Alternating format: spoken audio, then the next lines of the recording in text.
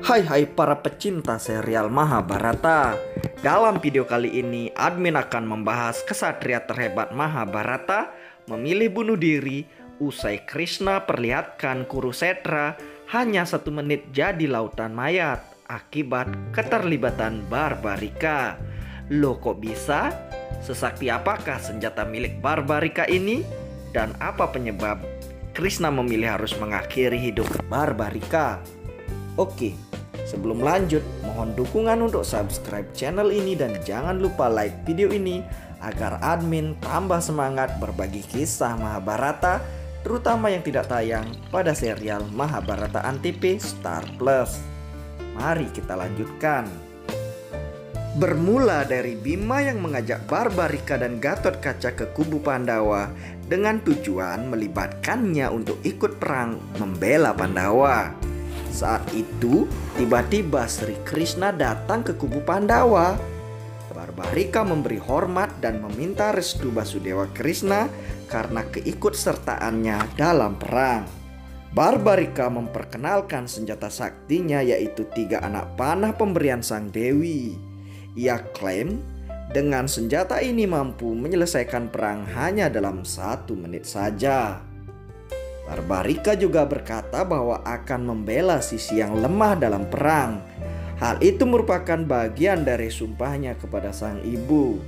Krishna terkejut dan memberikan konsekuensi terhadap sumpahnya itu. Jika Barbarika ikut perang, ia akan terombang-ambing dalam membela sisi yang lemah. Dan pada akhirnya setelah kubu lawan hancur, ia akan berbalik menghancurkan kubu yang dibela semula. Terakhir, kesatria yang tersisa hanya dirinya, dan yang lain semua jadi mayat. Untuk itulah, demi melindungi kebenaran, Barbarika harus diakhiri hidupnya karena sumpahnya itu. Basudewa segera memanggil Cakra Sudarsana untuk memenggal Barbarika. Di lain sisi, Bima memohon agar Krishna tidak melakukan hal ini dan mencarikan solusi terhadap masalah ini. Gatotkaca juga memohon agar menghentikan Cakra Sudarsananya, dan ia berani memberi jaminan Barbarika tidak turut serta dalam perang. Akhirnya, Krishna menuruti Gatotkaca. Namun Barbarika marah ke ayahnya. Ia seorang kesatria yang pantang untuk mengingkari sumpahnya. Bahkan nyawa pun rela jadi taruhannya demi menjalankan sumpahnya. Krishna lalu mendekati Barbarika dan memperlihatkan di masa depan jika Barbarika ikut perang.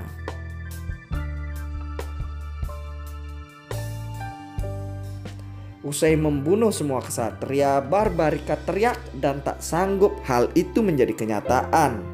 Alhasil, Barbarika memilih bunuh diri dengan senjata saktinya dan tidak melibatkan Sri Krishna dalam hal ini.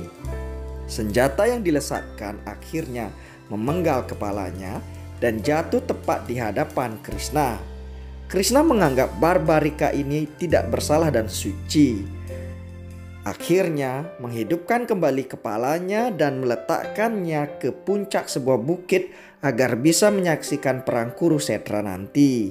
Secara tak langsung, fenomena ini menegaskan bahwa Barbarika lah yang ditunjuk sebagai saksi perang Bharatayuddha yang nantinya akan menceritakan kejadian real yang terjadi di Kurusetra.